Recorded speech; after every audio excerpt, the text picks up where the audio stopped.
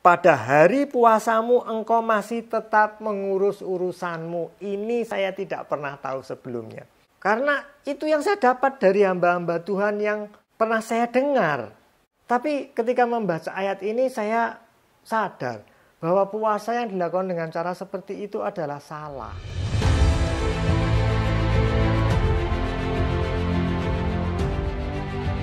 Puasa dilakukan oleh banyak penganut agama dan aliran kepercayaan. Puasa dilakukan dengan cara tidak makan atau pantang makanan tertentu untuk mencapai tujuan tertentu. Biasanya untuk kebutuhan-kebutuhan pribadi. Tetapi esensi dari puasa yang dituliskan di Alkitab sangat berbeda dengan puasa dari agama atau aliran kepercayaan yang lain. Kalau kita mau belajar puasa yang benar, yang sesuai dengan apa yang dituliskan di Alkitab, mari kita letakkan dulu pemahaman-pemahaman yang sudah ada di kepala kita, yang sudah diajarkan oleh senior-senior kita. Kita terima kebenaran ini dengan pikiran yang terbuka. Saya bacakan satu firman Tuhan ya. Tawarikh 20 ayat yang pertama. Begini firman Tuhan. Ayat yang pertama, setelah itu Bani Moab dan Bani Amon datang berperang melawan Yosafat bersama-sama sepasukan orang Meunim.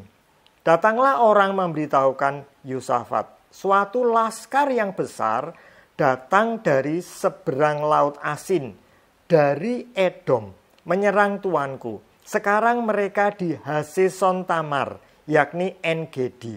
Ayat yang ketiga, Yosafat menjadi takut, lalu mengambil keputusan untuk mencari Tuhan.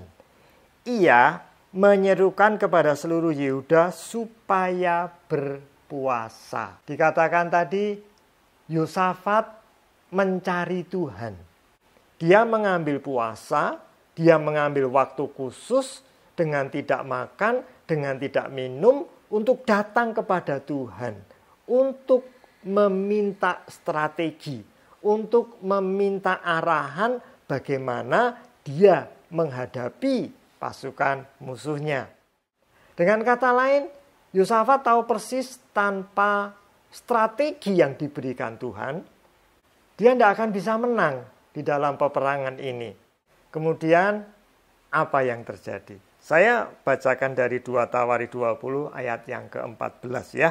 Lalu Yahasiel bin Zakaria bin Benaya bin Matanya, seorang Lewi dari Bani Asaf, dihinggapi roh Tuhan di tengah-tengah jemaat dan berseru, camkanlah hai seluruh Yehuda dan penduduk Yerusalem dan tuanku Raja Yosafat, beginilah firman Tuhan kepadamu. Tuhan memberikan instruksi, Tuhan memberikan strategi kepada Yosafat dan bangsa Yehuda. Strateginya begini, besok haruslah kamu turun menyerang mereka. Mereka akan mendaki pendakian Sis dan kamu akan mendapati mereka di ujung lembah di muka padang Yeruel. Dalam peperangan itu tidak usah kamu bertempur, hai Yehuda dan Yerusalem. Tinggal berdiri di tempatmu dan lihatlah bagaimana Tuhan memberikan kemenangan kepadamu. Akhirnya setelah berpuasa mereka mendapatkan strategi dari Tuhan untuk menghadapi lawannya. Dan bahkan yang lebih luar biasa lagi, mereka tidak perlu berperang. Allah yang berperang buat mereka. Contoh kasus lain. Meskipun ini bukan situasi perang, tetapi ini juga situasi yang genting. Di mana suatu bangsa akan dimusnahkan. Mari saya bacakan ya. Ester 3 ayat 5 sampai yang ke-6. Ketika Haman melihat bahwa Mordekai tidak berlutut dan bersujud kepadanya, maka sangat panaslah hati Haman. Tetapi ia menganggap dirinya terlalu hina untuk membunuh hanya Mordekai saja, karena orang telah memberitahukan kepadanya kebangsaan Mordekai itu. Jadi Haman mencari ikhtiar memusnahkan semua orang Yahudi, yakni bangsa Mordekai itu di seluruh kerajaan Ahasiweros. Haman ini karena panas hatinya, lalu merencanakan untuk pemusnahan seluruh bangsa. Genocide, kira-kira seperti itu. Itu situasi yang genting, menyangkut keselamatan jiwa. Saya bacakan lanjutnya dari Ester 4 ayat yang ke-16. Pergilah, kumpulkanlah semua orang Yahudi yang terdapat di Susan dan berpuasalah untuk aku. Ester yang bilang kepada Mordekai ini, jangan makan dan jangan minum 3 hari lamanya. Baik waktu malam maupun waktu siang. Aku serta dayang-dayangku pun akan berpuasa demikian. Dan kemudian aku akan masuk menghadap raja, sungguh pun berlawanan dengan undang-undang. Kalau terpaksa aku mati, biar aku mati. Ester berkata demikian. Dia tahu bahwa satu-satunya cara adalah dia harus menghadap raja. Tapi peraturan mengatakan tidak sembarang orang bisa menghadap raja begitu saja. Salah-salah dia bisa dihukum mati. Lalu Ester mengajak seluruh bangsa Yahudi untuk berpuasa selama 3 hari tanpa makan, tanpa minum. Setelah hari ketiga, Ester lalu berdiri dengan berpakaian seorang ratu dan raja melihat. Ketika raja melihat Ester, belas kasihnya jatuh. Tongkatnya diarahkan kepada Ester. Ester bisa menghadap raja. Dan akhirnya singkat cerita seluruh bangsa Yehuda bisa diselamatkan. Dari beberapa kisah tadi kita bisa tahu bahwa esensi puasa itu bukan sekedar tidak makan dan tidak minum. Tetapi esensi puasa adalah untuk mencari Tuhan, mencari kehendak Tuhan. Yang kedua, yang berikutnya, saya ambilkan dari puasanya Musa. Ya, saya bacakan Keluaran 34 ayat 28 begini ya. Dan Musa ada di sana bersama-sama dengan Tuhan. 40 hari 40 malam lamanya tidak makan roti dan tidak minum air.